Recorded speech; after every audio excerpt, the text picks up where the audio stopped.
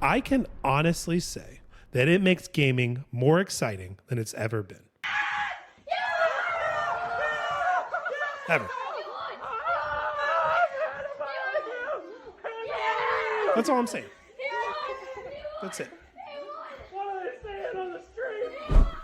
Welcome in, everyone, for the Video Game Book Club discussion of God of War. I'm Darth Smeagol. I'm co-hosting this with Info Cynic. He'll be taking over all the questions once he gets in here. He's just behind schedule because of work, but he'll be jumping in as soon as he can. We have with us White Thunder and Basic. Glad to have you guys here. Hey. Yeah, thanks for having us. And behind the scenes, give a special shout out to Dan Tucker for doing all the producing behind this. He won't be able to chat just how it's set up, plus two, he doesn't have his voice fully back yet, but we definitely appreciate his help behind the scenes for this. Yes, I agree, Gio. Basic's background for this is lit, so well done, Basic. I was literally working on this like up until the last second before we went live, so I'm glad it worked out all right.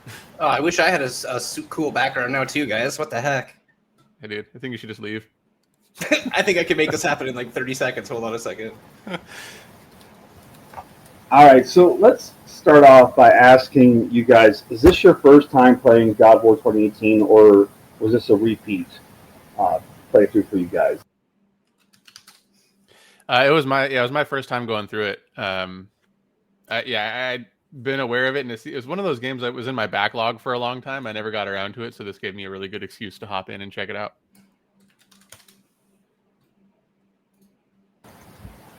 How about you, White Thunder? Is this your first time? I know you were mentioning earlier we're playing Ragnarok. Yeah, I played God of War twice straight through. Like I played it on the PS4, then on the PS5 again, and then I played through Ragnarok, and then was going through the DLC on Ragnarok. Yeah, this is my first time playing it. My brother has been asking me for years to play this game, and of course, the Video Game Book Club was a perfect opportunity to finally break in and crank this game out and play it, and I definitely enjoyed it. All right, Info, we're glad to have you here. We'll go ahead and turn things over to you. Yeah. Thanks, everyone. I am sorry I am late. Things happen at work. For those of you who don't recognize me, I'm not very often on stream. I am Info Cynic, and thanks, Smeagol, for hopefully getting you guys started. I did not catch anything you guys discussed so far, but hopefully it's been a great conversation. I want to get your thoughts on so I didn't wind up playing the game. I just I kind of bounced off of it. It was a bad time for me. I was super busy. Sell me on playing this game from the mechanical standpoint, graphics, gameplay, sound design. What is it about this game that's fun besides the story? So obviously we can't talk about the story for a couple minutes here.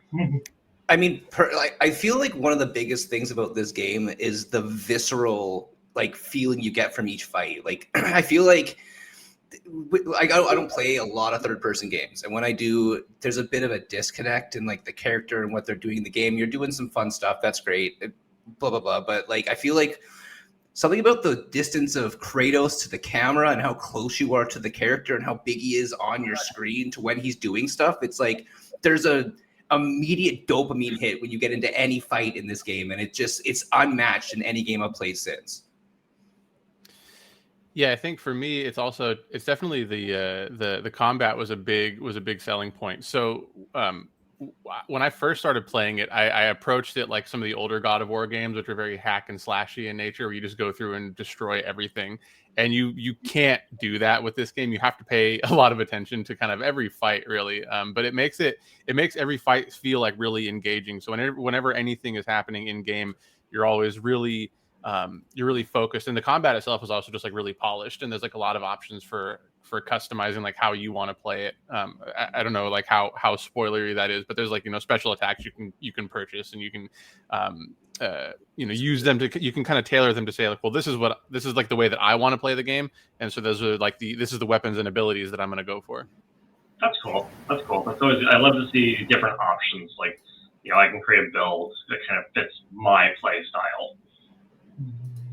Interesting. That's good. I think what stands out for me, without getting into story stuff, is The music is great, and the voice acting. Particularly, I got to give a shout out to Christopher Judge.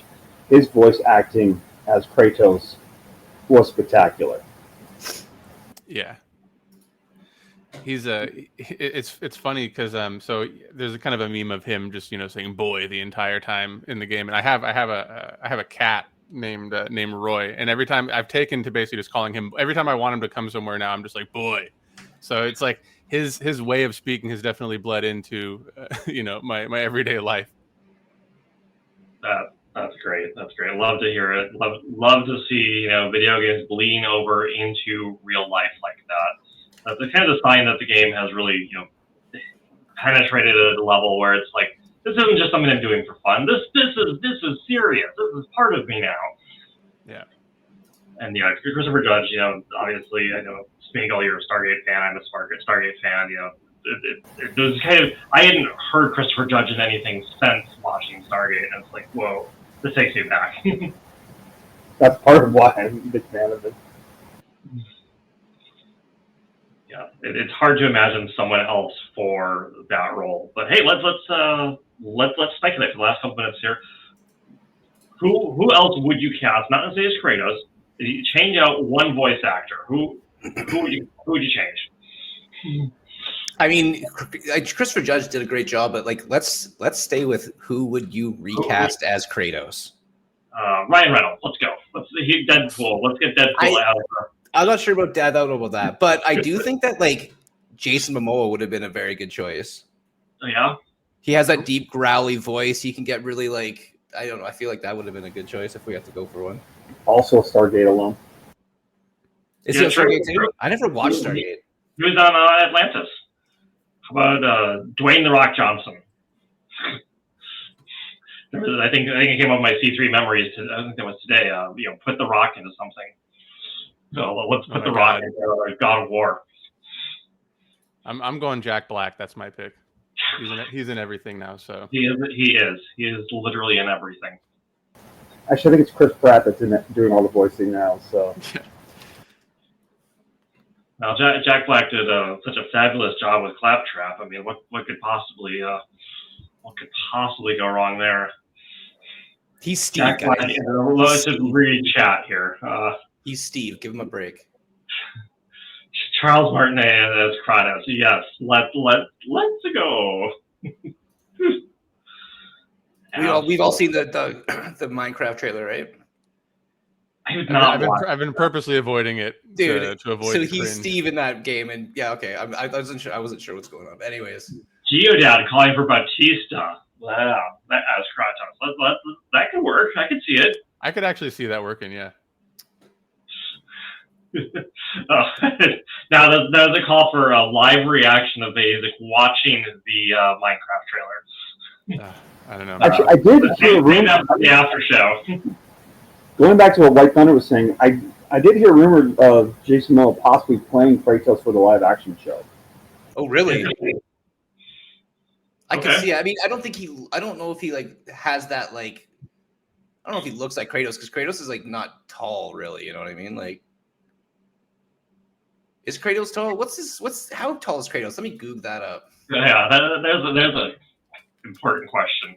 All right, well, as you're about to enter the spoiler zone, I do want to give a final warning. And thanks to anyone who's participated with us this far and wants to drop. We are going to transition into full spoiler mode. Before that, I do want to announce we are awarding special XP for this for anyone who can correctly guess, other than you, Smeagol, because the next game after Batman. So our next game on deck is going to be Batman Arkham Asylum. We have the bonus week here between games for Vampire Survivors. After that, we're going to play another game, and there have been enough hints that I think someone who's really clever and really observant could figure it out. So you can put your answers in Twitch chat if you're in Twitch chat, or you can put your answers to talk here. We'll announce it at the end of this stream. All right, and hopefully that was enough rambling and ranting to give everyone time to drop off if they were beware of spoilers. Excellent. All right.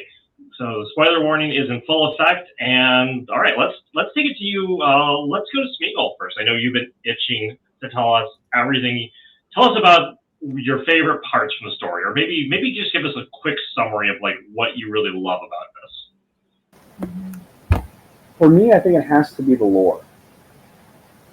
I just love being able to go in, explore everything, and just learn all those different, Norse mythology.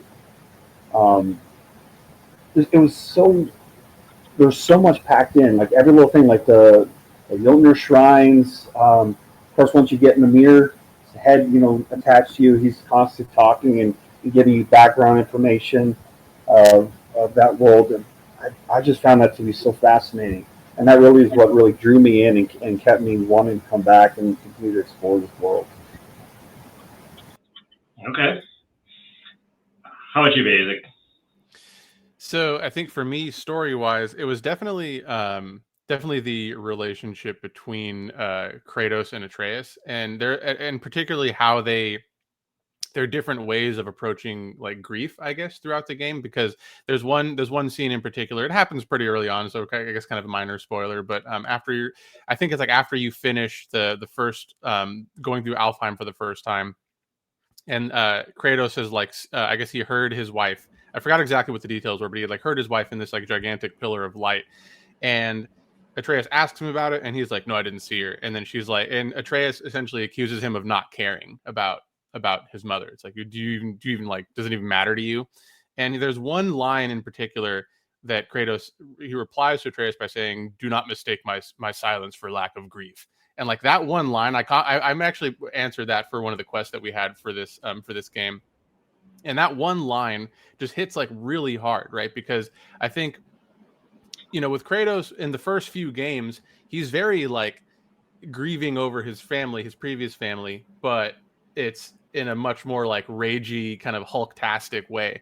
And so in this game, it's a much more subdued kind of, he's dealing with this grief internally. And I thought it was a really interesting direction to take that character in. So I liked how that sort of, the way that they handled that situation kind of evolved throughout the course of the game. But that one line in particular, I actually tried to Google it to figure out what the exact quote was so I could bring it here. And that one thing is referenced in like a bunch of different Reddit posts and YouTube videos. So I think that it actually kind of resonated with a lot of people, and not just me. So that was probably my favorite part. Yeah. It's interesting too, like from what I know of the original God of War games, Kratos sounds like a very one-note character. Yeah. Whereas with this one, they really did flesh out his character, make you care about him, make you care about that background, care about his relationship with his son. Yeah. I love the new background there on White Thunder. I saved some God of War pictures, but they're not popping up in my options to have as a picture for some reason. I don't get it. Like, I saved a bunch of hilarious God of War images, but they're not showing up for me to pick. Anyways. Yeah. Well, let's hear from you, from your standpoint. What did you love about this story? I mean, the story itself was great. Like, I know we all know a little bit about the mythology, right? But just like hearing it in a more in-depth, engaging way is like awesome. Like I spent a lot of time just like rolling around listening to Mimir and Kratos talk.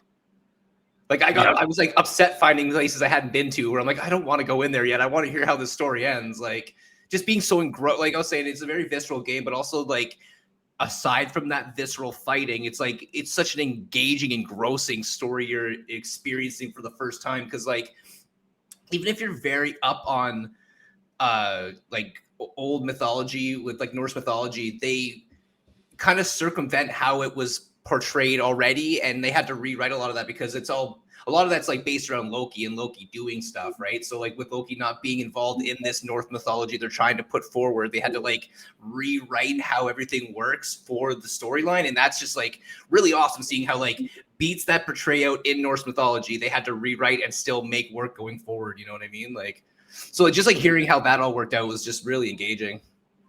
For sure. Well, let me jump in really quick. I want to also point out, because you mentioned something where you said like, I don't want to go here yet because I'm busy listening to them talk. I had that exact same feeling so many times where like I'm on the canoe getting ready to go dock somewhere, and Mimir's in the middle of a story, and he's like, we'll pick this up later. And I'm like, Yeah, and I'm like, no, just keep telling me the story, man. This Yeah. is like, I would like literally just stop and not go anywhere. I just did that to a finish bunch the too, stories, dude. Yeah, because you're like, okay, I know you'll finish the story, but I'll be in the middle of something and forget where we were in that story. So you just Yeah. finish it off, bro. Like, let's just take a minute. Like, Yeah.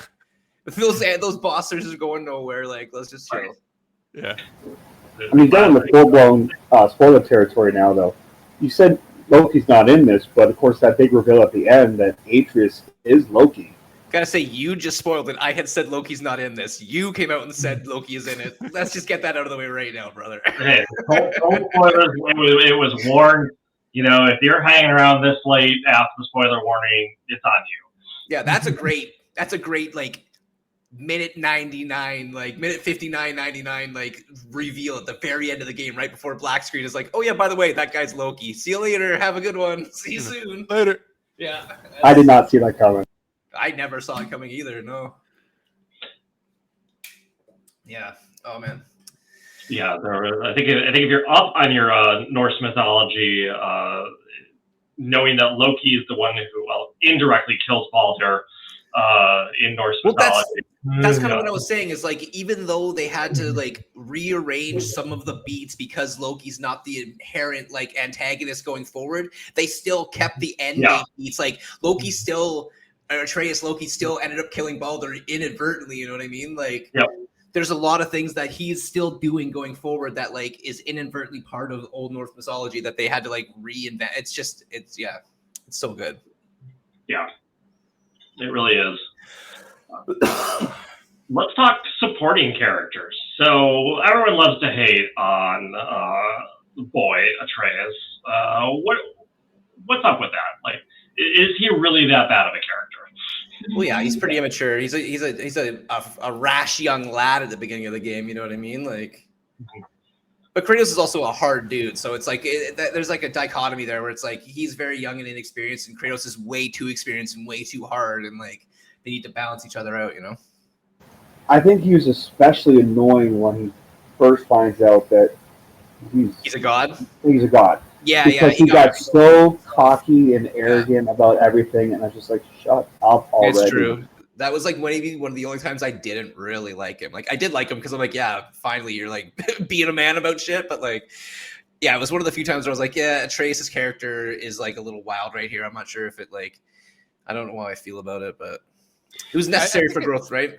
I think it made sense, right? Like, I understand why people don't like him, and I do understand the complaint, but I think for me, I actually thought it made a lot of sense that he would go that way, but I felt like it was kind of rushed, right? Like, I would have liked a little bit more time. Maybe you get the reveal earlier on, for sure. And he kind of gets more and more cocky throughout the story, and then like comes back at the end, right? Because it was like the beats from, you know, being this kind of really naive, innocent, I love everyone kind of dude, to just being like, you know, shut up elf or whatever, shut up dwarf. Like, I'm like, what? Like, where did this come from? Like, this isn't the same dude. At the end, like near the end of the game, when they're seeing all of the flashbacks and Kratos sees himself kill his father in the old games, and then it shows Atreus kill whatever the dude's name was, Thorin or whoever like Thor's kid that he kills, whatever that guy's name is. It shows him kill that guy, and he's like, that wasn't me. That couldn't have been me. So it's like, I don't know if he was in his. I don't know if it was like just like a disassociative thing where he was like, I'm a god. Oh my God, this is crazy. And like, just wasn't thinking. And now in retrospect, he's like, there's no way that was me. So like, yeah, I think that was like less him, like just like him going out of control and just kind of blacking out and being like, oh, straight god power. This is sick. And then coming to later and being like, whoa, what happened there? Like, yeah. So comment in chat from Geodad is, you know, I mean, for all that he's kind of a whiny brat and annoying, he acts like a kid, and you know. Yeah, that's the thing. He's a child. He's like at that age too, where like all the testosterone is going to start pumping through his body. So it's like, yeah, and that's got to be part worse because you know you're part giant too. So what does that do to your? Yeah. Yeah, but no, like I said, I thought it made sense, right? Like I don't think it makes sense to say it's a bad character because he was a child or acting like a kid, because it's like, yeah, he is, right? It's just I just thought that the beats were too rushed. I would have liked a little bit more time to go through, you know, because then he comes back at the end and is like, oh, I'm so sorry for everything, and it's like, you mean like from like 10 minutes ago, or you know? Yeah, exactly. All right. So other supporting characters in the cast. We've got the Smith brothers. Yeah. I was going to say, we were talking about how good Christopher Judge was as a voice actor, but I mean, Mimir, the guy doing Mimir is maybe one of the best voice actors I've ever heard in a game, dude. He just kills the role, dude. He's so good. And maybe one of my favorite characters in the game, honestly. Like, I wasn't very familiar with Mimir as a character until I played that game, and now I'm just like, man, what a G. That guy is awesome. Neil Duncan, a Scottish actor. Alistair Neil Duncan, born 1958 in Scotland. All right. Yeah, I could have spent hours just listening to that guy tell stories. Yeah, dude, he's such a good storyteller. Like, so I was going to tell you, there apparently is a novelization of the game, because why not? And he narrates the audiobook for it. So if you want to, oh my god, okay, yeah, well, I know what I'm listening to. I'm going to put that on my Google right now, dude. Please put that in the shop. I was a big fan of Brock. I think Brock was one of my favorite characters in the game. He's just so vulgar and weird, and it was hilarious. Like he's got a line.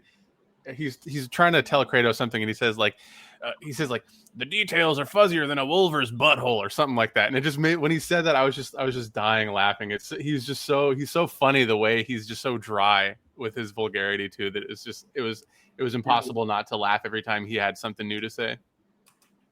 I love how different the brothers are, because I have a twin brother and we are as different as night and day. And so it's cool to see that in their relationship, that they are so different. Yeah, they do truly care about each other, even though they had that rift at the beginning of the game. Yeah. It's like, and wasn't there a line like, "You guys are brothers"? Yeah. I don't have a twin brother. I do have a younger brother, and definitely, yeah, you can see, like, there's that little bit of push and pull. It's like, oh, you drive me crazy, but at the same time, like, sometimes we can really accomplish a lot together. We got Freya. Important character there. What we all you were like, yeah, she's an important character. what do we all think of her? How do we like her story? I thought it was so. I'm trying to think of how to word this.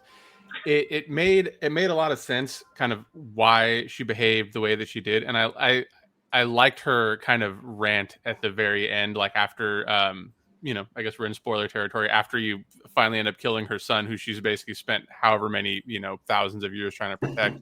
And it's like, it's interesting knowing that God of War Ragnarok exists and that she's in that game and that she's apparently there for a while. Cause it's like, it's kind of intriguing to see like, well, how does that relationship kind of evolve? So I'm definitely like interested in playing Ragnarok after this, so that I can kind of see how she, what her arc kind of looks like. I was going to ask if any of us have played Ragnarok, because I haven't yet. No. You're the only one. Get ready, dude. Get ready. Video chat, anyways. Holy moly! I know, I'm excited. Yeah. It's amazing. The shout outs was who pushed? Joel was going to jump into Ragnarok to start, and then was it you, Smeagol, or was it you? Yeah, Thunder? it was me. Someone pushed really hard to say no. Start with 2018.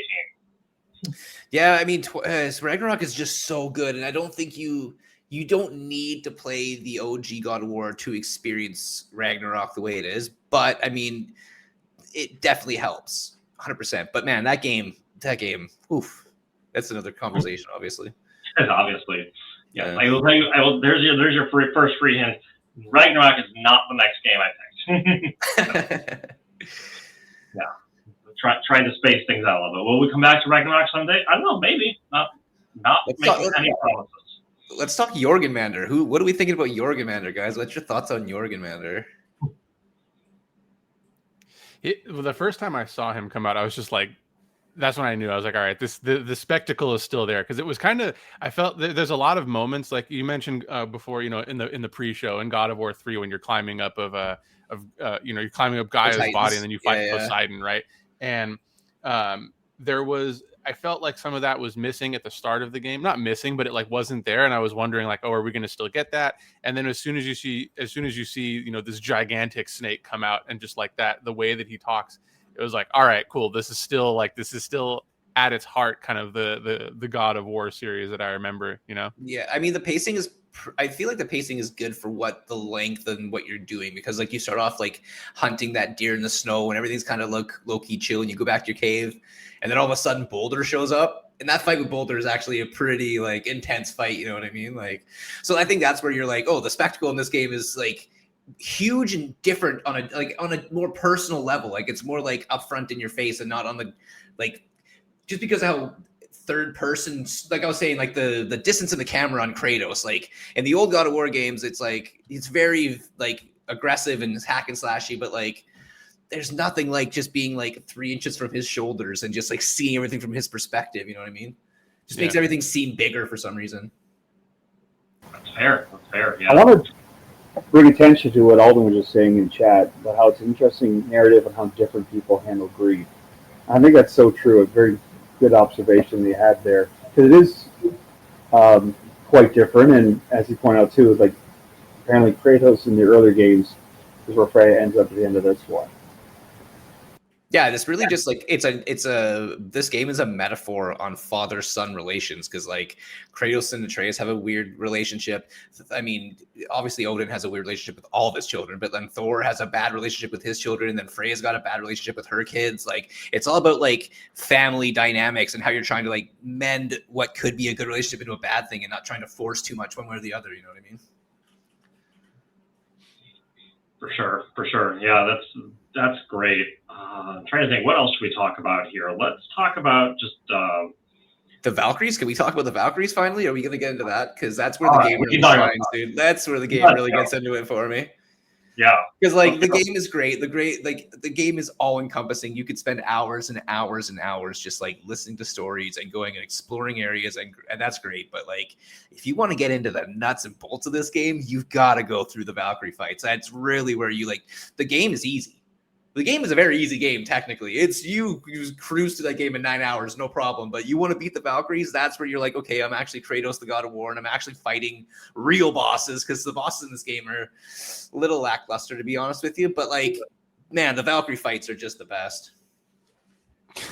I hated Alden in the chat said the Valkyries where the game stops being hack and slash and becomes Dark Souls. True, dude. It's so true. You really need to, like, understand it's a Souls game at that point. You need to understand all of the attacks they're doing and where your like spacing is and where your timing is and how your windows of attack are. Like, you just can't run in there and just hope for the best. You really have to have a plan when you roll in there.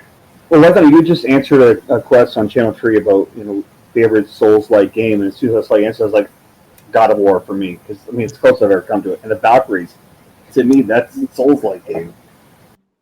Like, I'll tell you this, the Valkyries, I'm going through Bloodborne right now. I am enjoying Bloodborne for what it's worth. It's okay. It's very satisfying to beat the bosses in Bloodborne. Some of the bosses in Bloodborne seem like wildly unrealistic.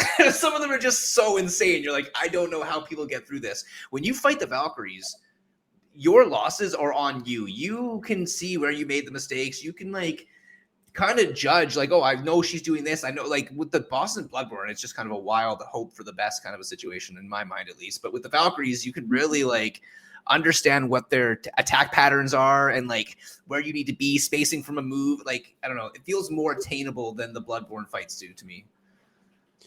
I thought my favorite thing about the Valkyrie fights is that each one you go through individually is pretty tricky until you learn what the moves are. And it's like each Valkyrie kind of introduces one new move, right? Like one of the Valkyries can like shoot ice blocks at you. The other one has that kind of like that slamming attack where it kind of blinds you, and then she flies up in the air and also like has a couple of like blinding attacks. And it's the thing that I like the most about those fights is that when you finally get to Sigrun, who's like the last Valkyrie, she's just a combination. She doesn't do anything new, I don't think, but she's just like every single Valkyrie fight in one. And so you have to have gone through all of the other fights and really mastered them to be able to do that fight. There's a couple things I wasn't a big fan of in the Sigrun fight, but I did like how they basically made it like this is a culmination of everything you've kind of gone through in the end game, and now it's like this is the final like big challenge. So it's like if you were able to do all the other fights, then you should be able to do this one I won't say no problem, but you should be able to do it and know why something went wrong. Did we all fight the Valkyries? I just beat Sigrun this morning. Most frustrating gaming moment of my life. Yeah, I will say that, like, you know, I've been gaming for a minute. I think beating Sigrun was like one of the more satisfying battles that I've gone through. I'm gonna beat Bloodborne, so I'll let you know how it feels at the end of Bloodborne. But like, that was maybe, again, it's I hate keep coming back to this, but it's just there's such a visceral feeling in all these fights. Like, you're just so up close and personal with all of it that it just like it's hard to like compare another game's fights to this game. It just it's worlds different and feels so much closer to the battle. Like, it just makes you feel more engaged in the game and like you're more synced into it. When Kratos gets hit, you like feel it because you're so close and you're there. You can see it. Just I don't know. They did such a good job on the fight system that like you think about it. I think about it still. I think about it. I think about it. Oh, that's great. I'd love to hear these kind of these reactions where it's like this.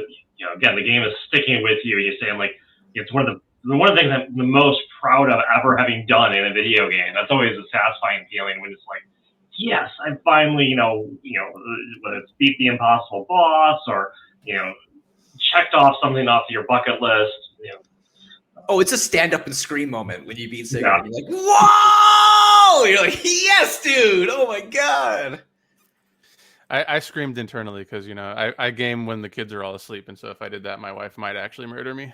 That's fair.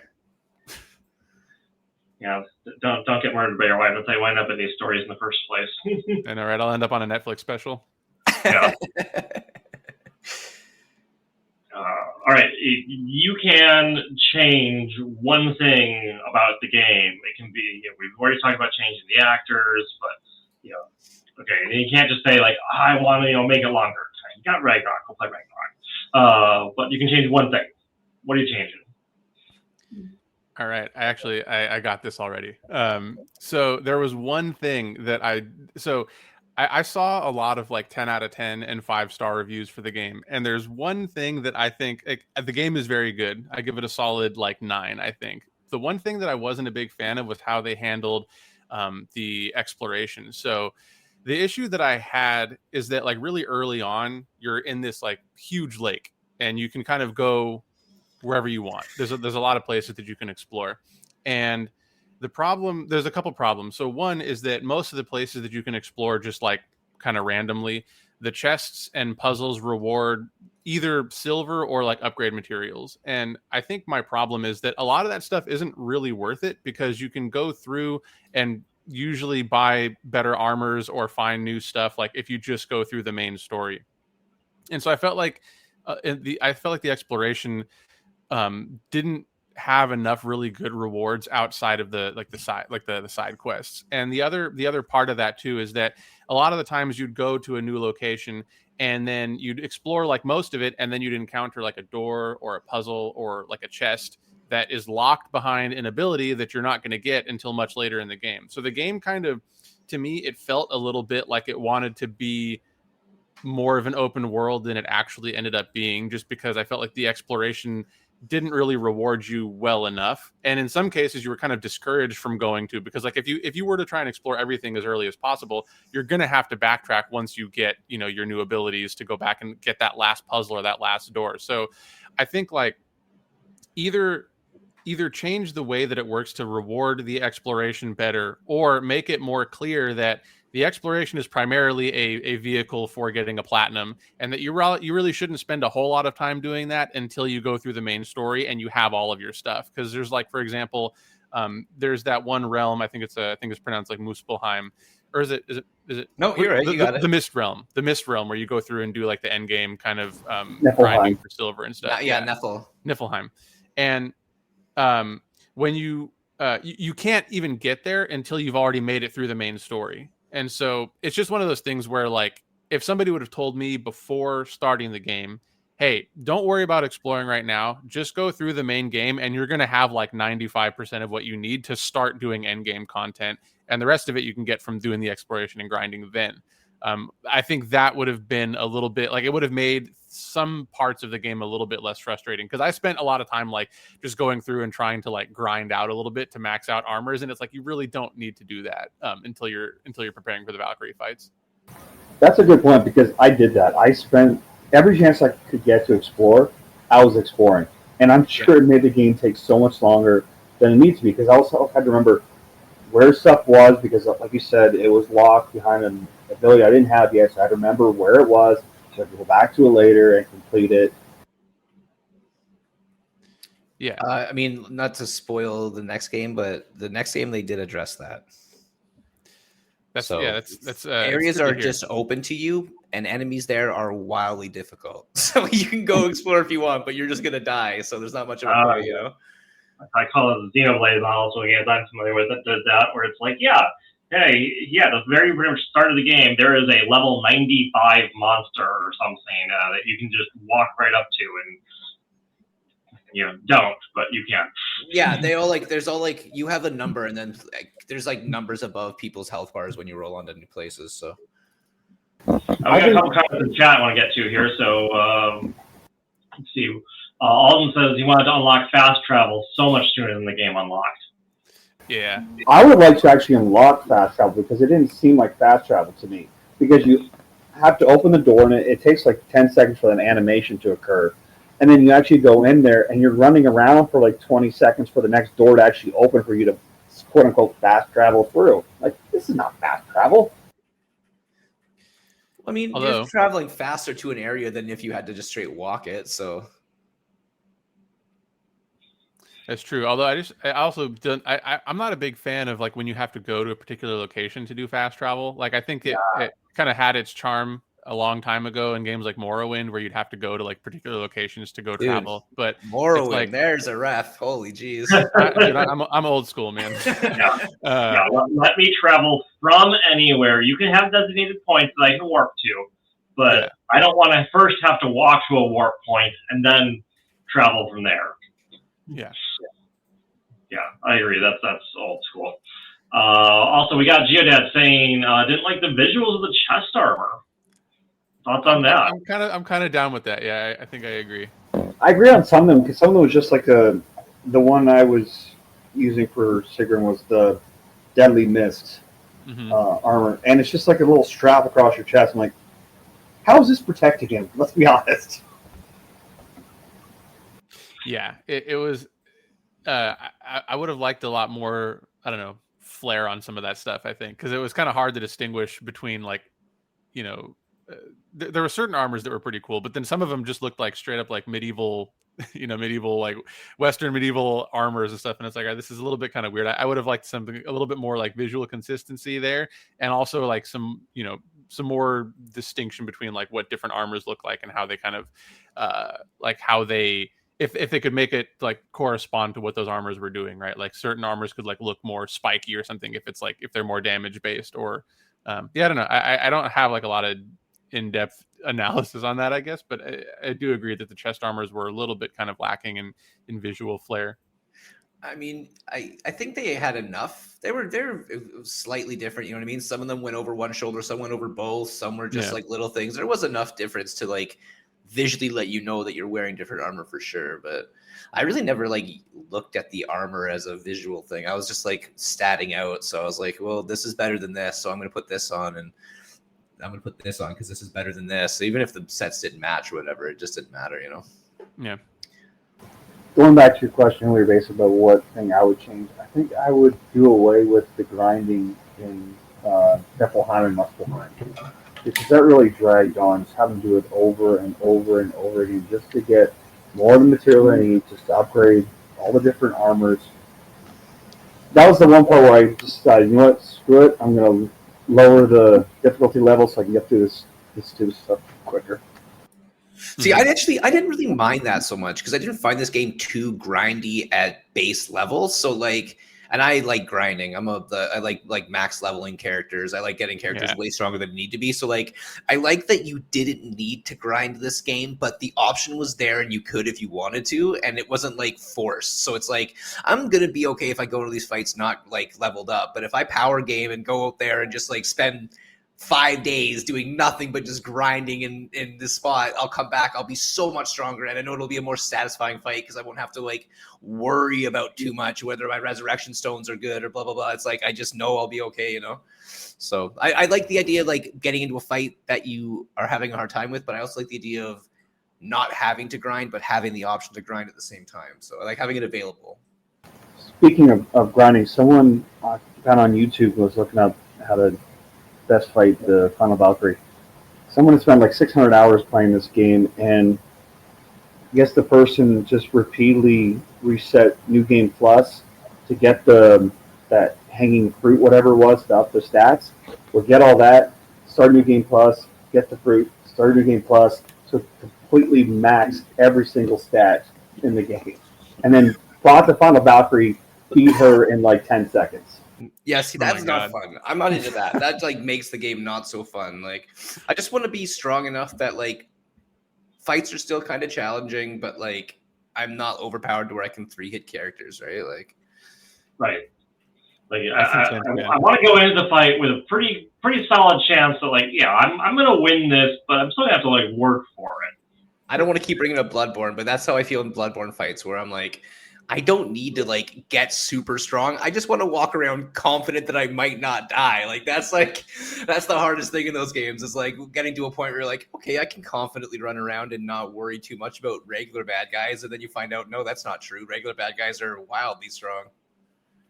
Anyways, enough about Bloodborne. We got to play this one next, because I definitely I could go. I have thoughts about Bloodborne, but Bloodborne's wild, dude. Anyways, yeah, it's not the discussion. Yeah.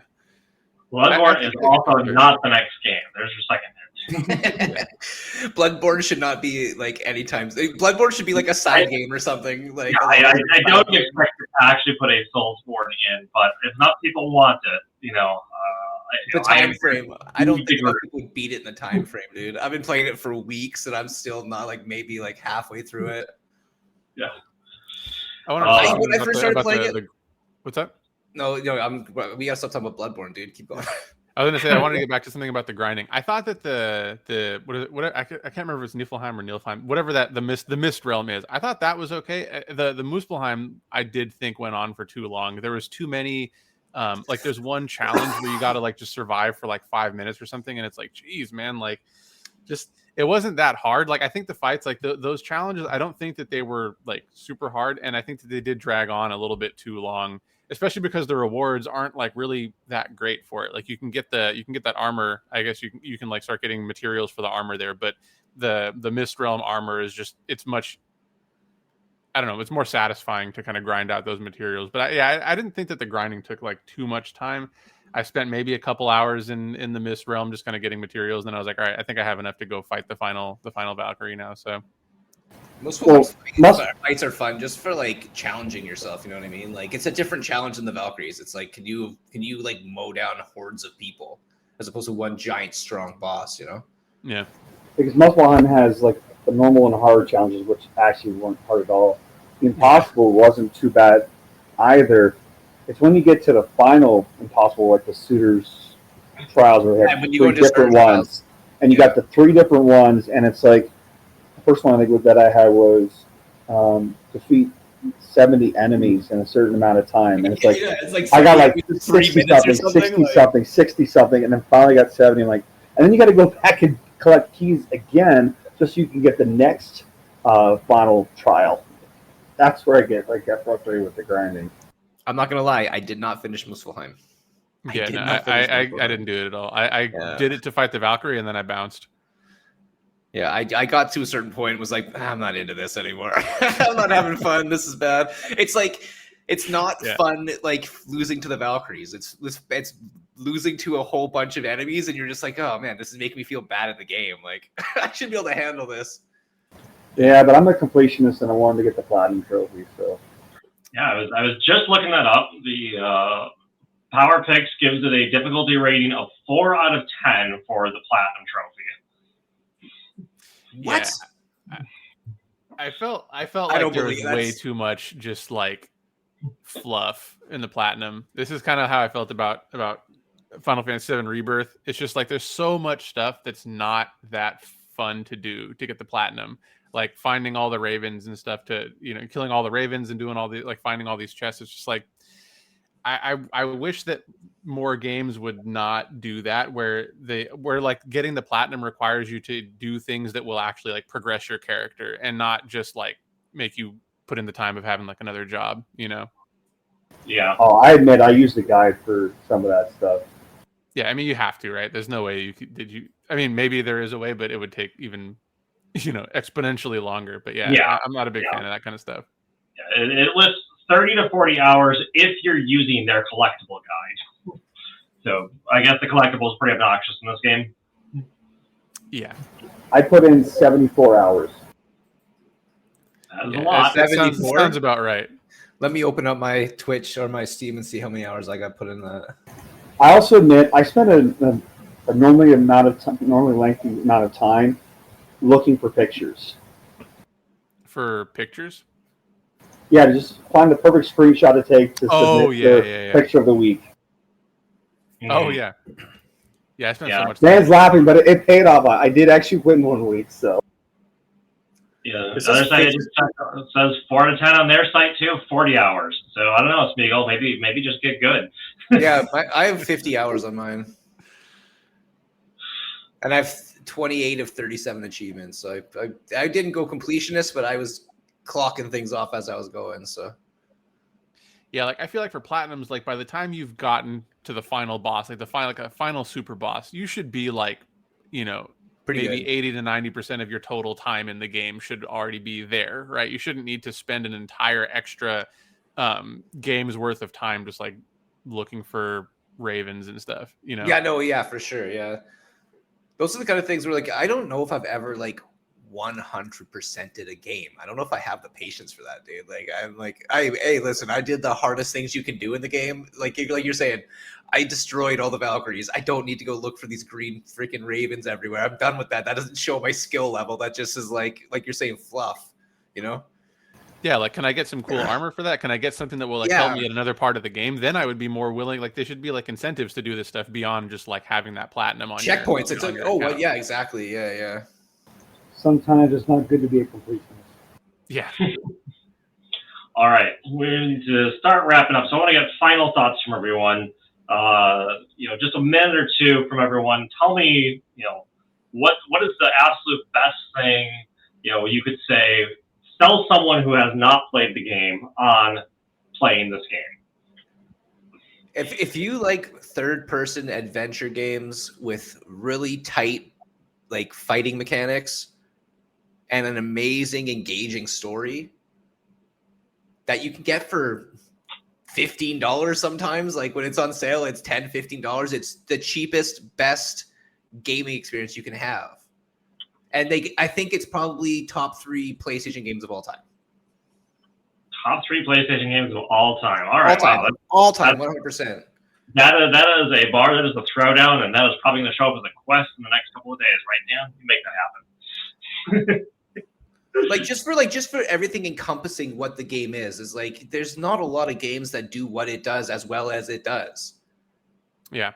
There's some games that like try to be this game, and there's games before it that were sort of trying to be this game, but this game really just like took what it is and just cinched it in a way that, like, again, I haven't played a game like it. I haven't felt the way I felt fighting bosses and just even regular characters. You walk up and it's just like, you just don't feel the same in other games, All right, before we get back to anyone else's final thoughts, Julia reminds me, we got to talk about the Chaos Blades. You guys got like a minute each, 30 seconds, talk about the Chaos Blades. What did that mean for you? They're awesome. I was waiting for it the whole time. Sick. And it just also helps you break up how you play the game. So you can go through the entire game with the axe and then just like switch up and go blades the entire like play in a different style of game with the blades, right? Like, I mean, the scene, of course, itself was just spectacular how they put that all together. Just the scene of him going back to his hut and finding them under his bed. Yeah, it's the music, the lighting, and everything was just, and then of course his vision of it was Athena, and everything that was just fantastic. But then the blades themselves, I actually like them way more than the axe. It fits more with my style of combat, like medium range, and just getting in there, but not how to be like right up close like you will with the axe. I'm not gonna lie, man. I use them both. Like in battles, I'm switching between both of them, using them for different things. Like I fully embrace the chains of chaos and like use them both in battle. I was swapping back and forth between them, doing sweet combos because they all each have different special abilities too. So you can like cool down on special abilities. So you can rip over to one, use those abilities, switch back to the other one, use those abilities, switch back to the other one, use the like you can go back and forth. So like I never primarily use one or the other. I use both at the same time and just like put that into my arsenal, you know. Oh, I did too. I had Sindri's armor with the high runic and cooldown, so just spam runics. Yeah, exactly, dude. Yeah.